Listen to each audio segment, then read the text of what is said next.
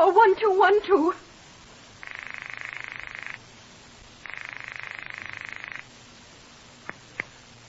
This is Scotland Yard.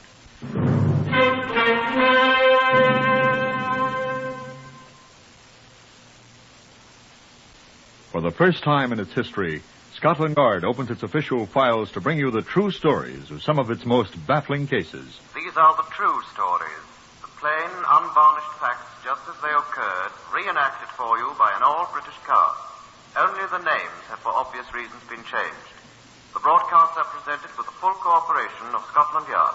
Research for Whitehall 1212 comes from Percy Hoskins, chief crime reporter of the London Daily Express. The stories for radio are written and directed by Wyllis Cooper. Now here is the custodian of Scotland Yard's famous Black Museum, Chief Superintendent John Davidson. Good afternoon. Now here is what rejoiced under the name of a wireless set. Doesn't look a great deal like one, does it? As a matter of fact, I never did hear that this wireless set ever brought in any programs. Of course, it's true that there were no radio programs for it to bring in when it was constructed. But I never heard that it brought in any wireless messages either, although I'm told that there were plenty of them. No, I'm afraid this invention was completed with the sole intention of selling it, whether it worked or not. And it is true also that it did something. It helped start a man on his way to the hangman. You see, he was a murderer as well as an inventor. I shall ask Inspector George Wells, who knew him quite well, to tell you about him. Yes, I knew him. Tom Adamson, though, the first time I ever heard of him was when he died. I mean to say I never knew him when he was alive, and I never saw the man, but I got quite well acquainted with Tom and his habits, of course. I must agree that that's not uncommon with many of the professional acquaintances of a man in my job. They're either dead when you run across them or sometimes dead soon afterwards. Tom Adamson was an innkeeper. He had the Blue Anchor at Byfleet many years ago.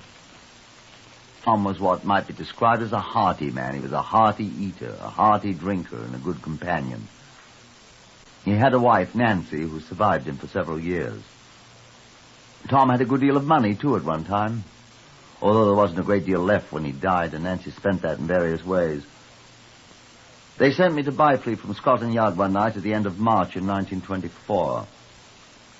A chap named Harry Coombs, a newspaper man I knew in London, was sitting there when I came in.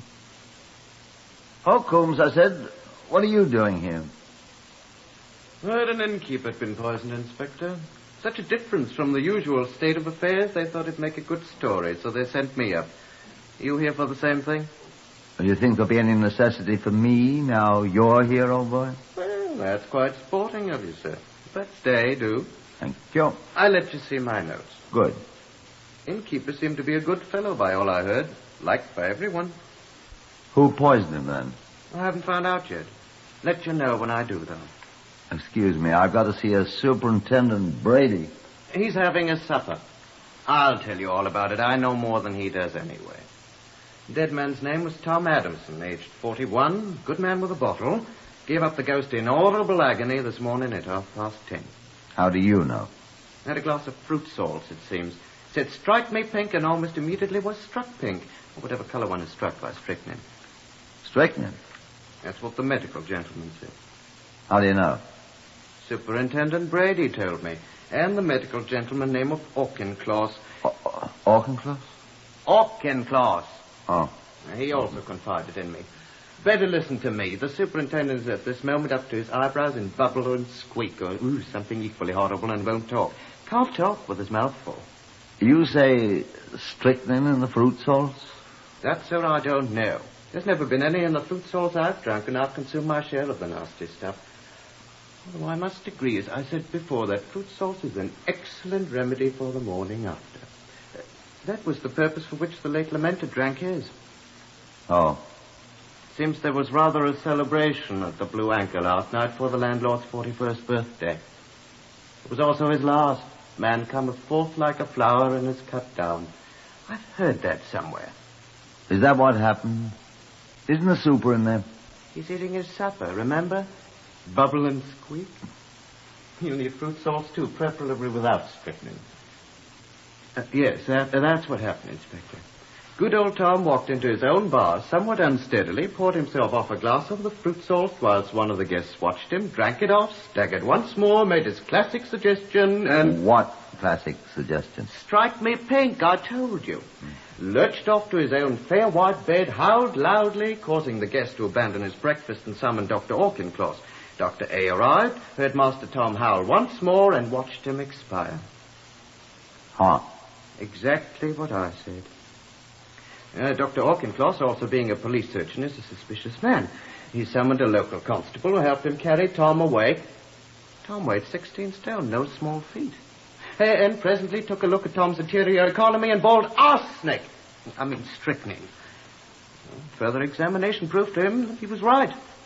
And Tom, with certain portions of his innards removed, lies now in the local mortuary stone cold while...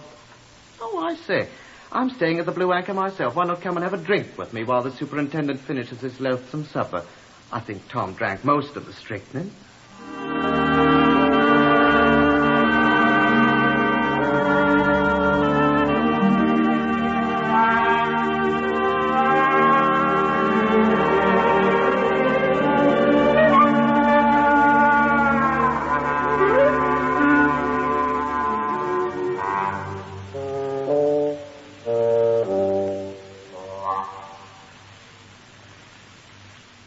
I declined Mr. Coombs' offer with some degree of alacrity. It was obvious that he had been looking on the contents of the Blue Anchor's bar without fear of either fruit salts or strychnine.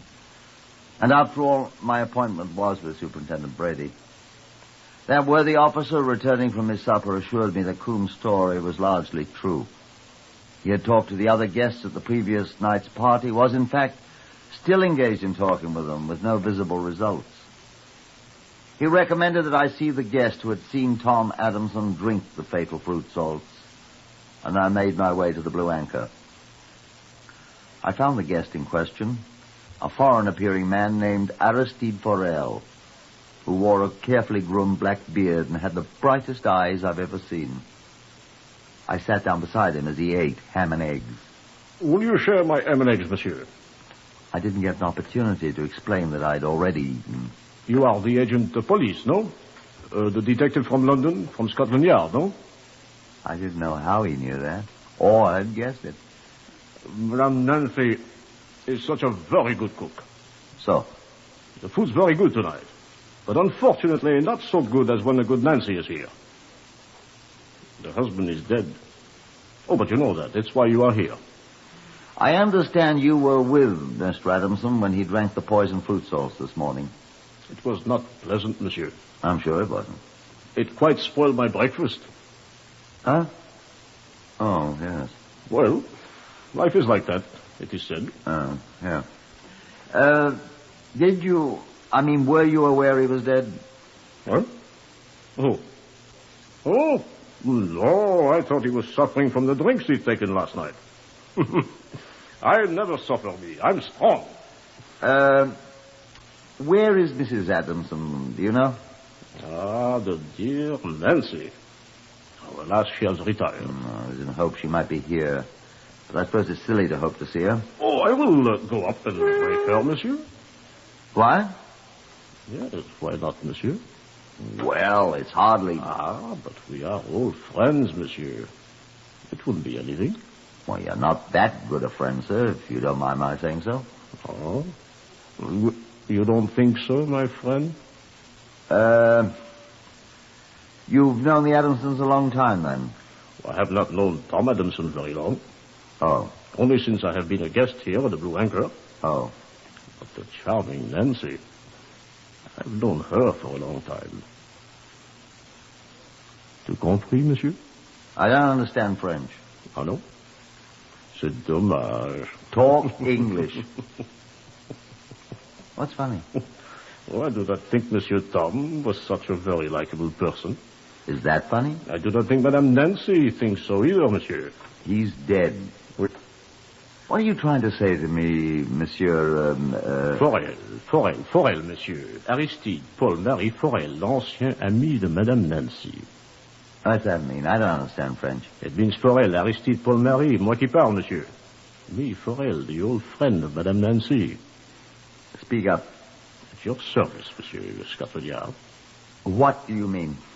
Bien, monsieur. It is my duty to speak. Well, speak. Bien sûr.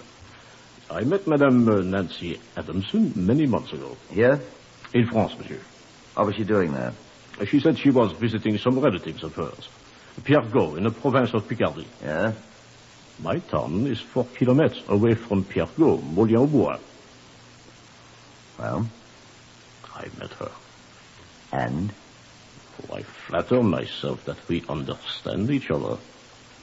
Oh. Yes, monsieur. You'll have to talk much more plainly than that. Monsieur. I'm waiting. Nancy asked me to come and visit her here. She did?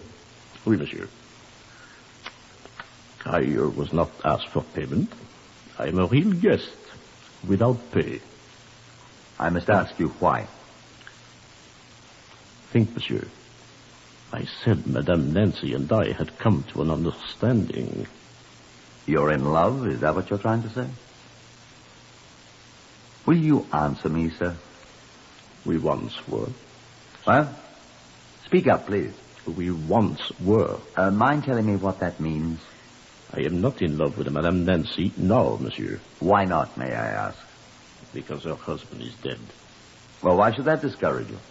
I mean because her husband has been murdered. Because he has been poisoned. Well, I should think that would have the opposite effect. No. Well, I don't understand it. I'm sorry.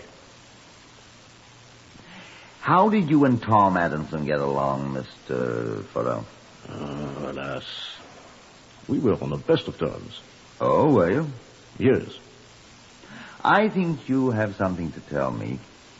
Tom Adamson was going to invest money in my invention. Oh, you're an inventor. I am. I have invented a wireless set. A very good one. The best. Did Tom Adamson have money then? He had. Now he's dead.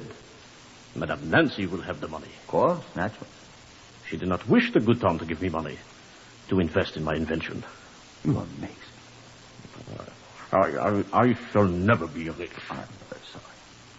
But Madame Nancy will. She will have poor Tom, my friend, all his wealth. Well, good for her. She will not invest in my invention. No? She tried to prevent poor Tom from investing with me. Why? Monsieur, she wanted poor Tom's money for herself. Well, she's got it. Oui. Pauvre Tom. You saw him drink the poisoned fruit salts, didn't you? I was sitting in this very chair eating my breakfast when he came in.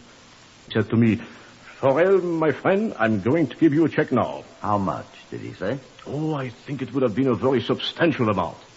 Despite what my wife thinks, he said. And then he pulled a bottle of fruit salts out of his pocket, mixed a little in a glass, drank, and gave me... He had a great fall, and he cried. Out of his pocket? What was he doing carrying a bottle of fruit salts in his pocket? He said he had brought it from his rooms. Oh? But the rooms occupied by Madame Nancy and him. Look here.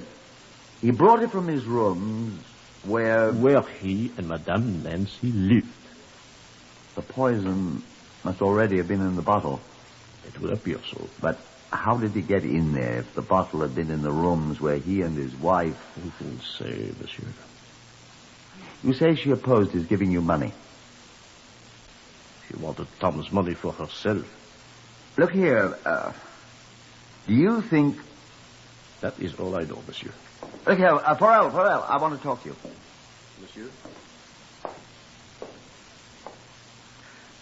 Monsieur, the other detectives have told me that I must remain here in this place. I wish to ask you, as one man of the world to another, I wish to ask you a question. Go on, then. Can you help me get out of here? Why? I wish to return to France at once, monsieur. Why? I am in mortal fear for my life, monsieur.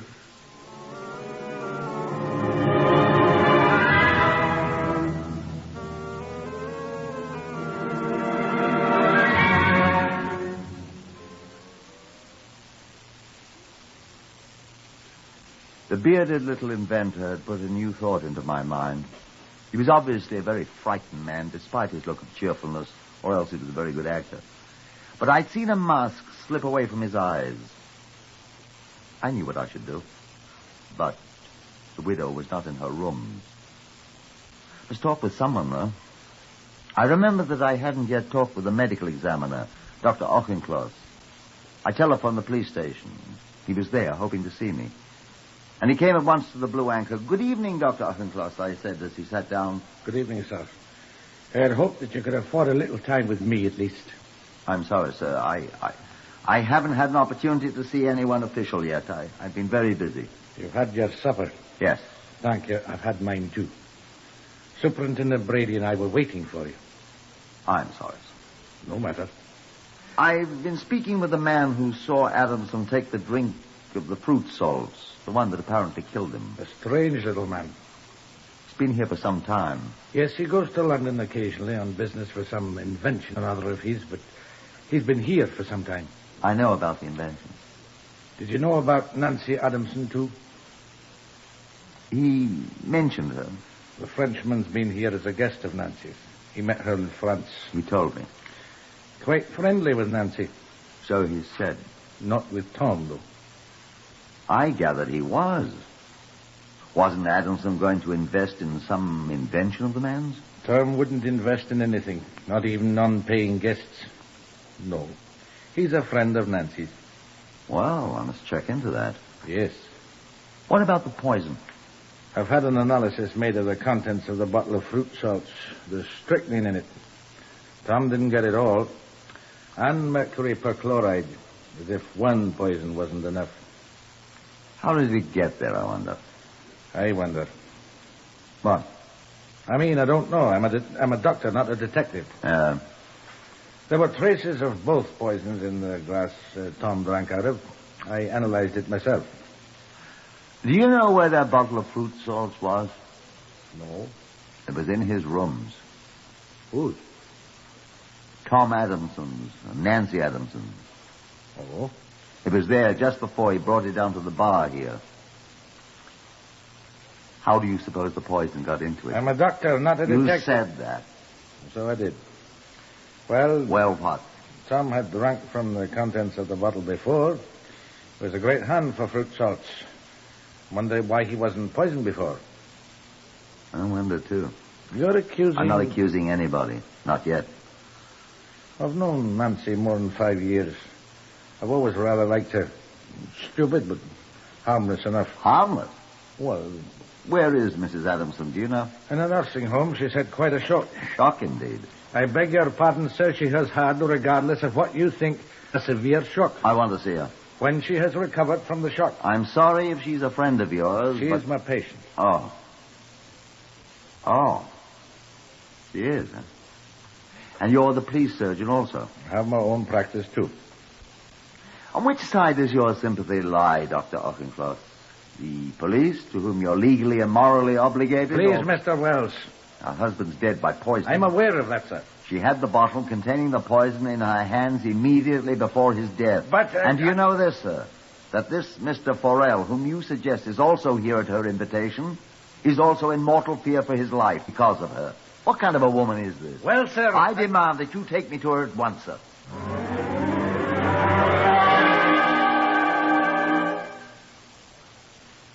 You are listening to Whitehall 1212, to another true story taken from the official files of Scotland Yard. Whitehall 1212 is researched by Percy Hoskins of the London Daily Express, and the stories for radio are written and directed by Wyllis Cooper. In this story, that of the case of the poisoned innkeeper of Byfleet, Inspector Wells of Scotland Yard has just demanded that he be permitted to see the woman about whom he has heard a strange story, the wife of the murdered man. The inspector speaks.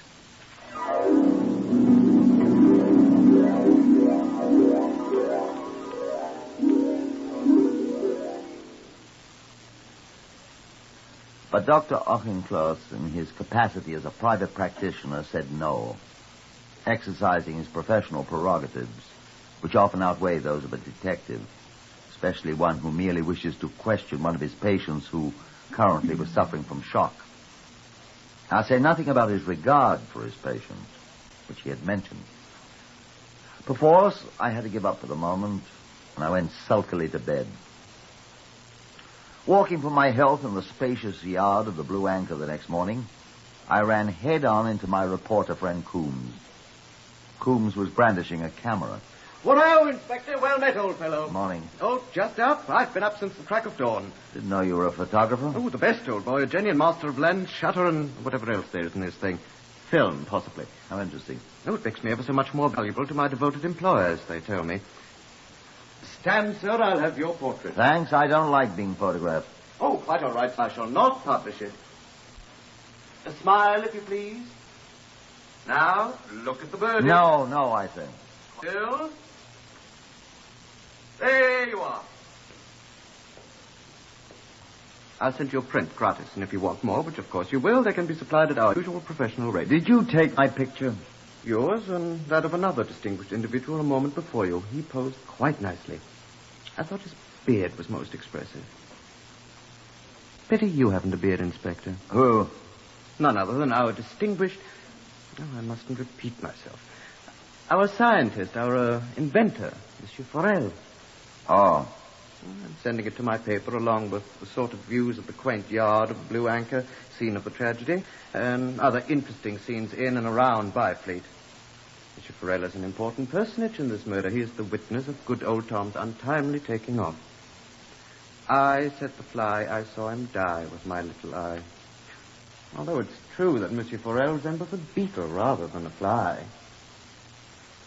Ah, there comes the excellent Dr. Auchincloss with a fair companion.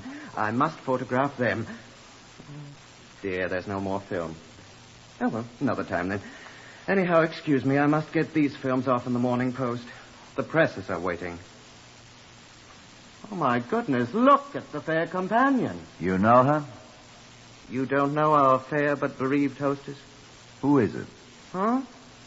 Oh, it's none other than the poor dead Tom's wife, the excellent Nancy. Hi, Nancy. I'll come round and see you later. I must run. And that left me alone. Mrs. Adamson came on toward me, much to my surprise. Dr. Auchincloss stopped, watched for a moment, and then went away from there. Oh, Inspector, whatever your name is. I hear you want to see me. I gawked at her. I was that surprised. I thought the woman was in a state of shock. Here she was, and if my eyes deceived me not, it was anger that animated her, not grief and shock. She stalked across the yard toward me. No wonder the doctor ran away, I thought. And I want to see you. There's a bench there. Sit you down. Yes, well, Now, look here. What's this fella been telling you? And where is he? Are you talking about Mr. Forel, madam? I am talking about that black-bearded perfume. Please, I madam. will not please. He's saying that I murdered poor Tom. That nasty little... Madam, please. I know please. what you want to see me for. You want to tell me that Forel's accusing me. And I'd give my soul if poor old Tom was alive again. He murdered Tom. He poisoned Tom, and I'll tell you why he did. Because Tom wouldn't give him his money to finance that worthless invention of his. But Mrs. Adams... Tom have been saying no to him all the time the man's been here, eating our food and drinking our beer. And Tom, poor dear Tom, he told me he was going to give him his final no, make him get out of here. And that's what Tom did. And Forel poisoned him. Madam. I know. He hated Tom and he hated me. Madam, you'll pardon me, but was not Mr. Forel in love with you? Inspector, if you are an inspector... I am, madam. I'll not permit you to insult me. Excuse me, madam. Wait. Has that man told you that he's in love with me? Well, he said he was at one time. I suppose he also said that I'm in love with him, the filthy brute. He said that you invited him to come and visit you here. Oh, Now you may stop, Inspector. Eh? I'll do the talking now before you insult me any more. But Be quiet. I'll tell you the truth. I met that man in France. That's what he said. I said be quiet, sir. I met him in France and I heard about his wireless set. And he learned who I was. That my husband, my poor Tom, had some money. Poor Tom. Well, that's what he called it. Be quiet while I talk. Only 2 weeks after I came home, he showed up here. Didn't you invite him, madam? I did not. He came here to try to get money out of Tom, and Tom wouldn't give him none, and he stayed on, and poor Tom wanted to put him out. There he is! There he is! Stop! Who? Your Stop. husband? Stop him, someone! Wait! Who is it? Wait! It's that man Farrell! Stop! Stop him! Farrell! Stop him! Farrell, come here! Stop him! Stop him, you murderer!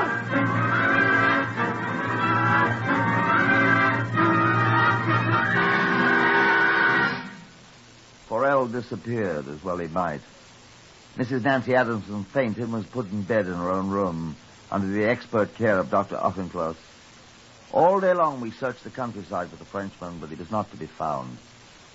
I gave up about 6 o'clock, and with Mrs. Adamson safe in bed under the care of the good doctor, I sat down in the bar of the Blue Anchor for a much-needed glass of beer. I had just finished my second when a telephone call was announced for me. I found the telephone with some difficulty and answered.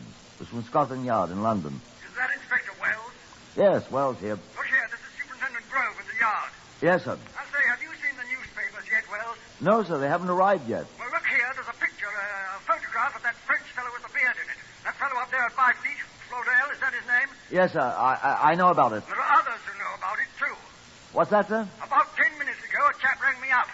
A chemist, it seems. Yes, sir? He recognized the picture of Farrell, is it? Yes, sir. He recognized him as a chap he sold something to in London here the day before this innkeeper was poisoned. What, sir? He says he sold the man some poison. What?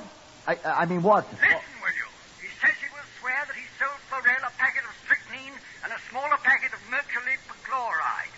I say, are you listening? Are you there? I didn't wait. I ran out, straight into the arms of Coombs, the reporter photographer, who thrust one of his newspapers into my hand. Isn't it a fine, juicy photograph? Look at his beard, Inspector. You should have heard him when he saw the vain blighter. Where did you see him? Have you seen him? Where is he? Why, he's down at the railway station waiting for the London train, of course. Do you want to see him, Inspector? I did. I found him. 2 minutes before the train arrived in which he would have escaped. After he'd been arrested and brought to trial, we found out the rest of it. He told us how he had been refused money for the final time by Tom Adamson and told to get out. He saw Tom reach for the bottle of fruit salts. Tom had always kept in a drawer back of his bar, not in his own quarters, incidentally. And he had offered to mix Tom his pick-me-up, surreptitiously adding the contents of the 2 packets of poison he had bought, of all things in London, to use in improving his wireless set. How, I don't know. The wireless set never did work. And we gave it to John Davidson at the Black Museum. Farrell, he was convicted of murder. And the hangman was very careful to lift his beard so that he could get the rope under it.